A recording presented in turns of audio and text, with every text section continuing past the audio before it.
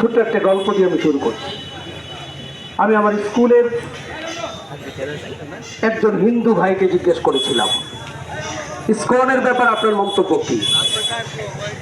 উনি স্টেট বলেছিল, ইসকন আমাদের হিন্দু সম্প্রদায়ের কেউ না, ওরা একটা জঙ্গি সংগঠন।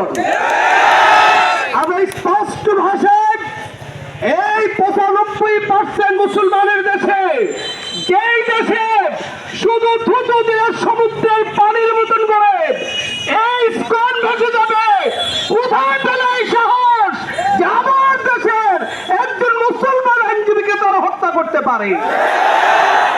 আমার আগের মতো আমার এই দেশের যারা বিচার কার্যকে আগে নিজের মতন করে তৈরি করেছিল, ওই রকমের হাইকোর্ট আর সুপ্রিম কোর্ট এখন আর বাংলাদেশে নেই।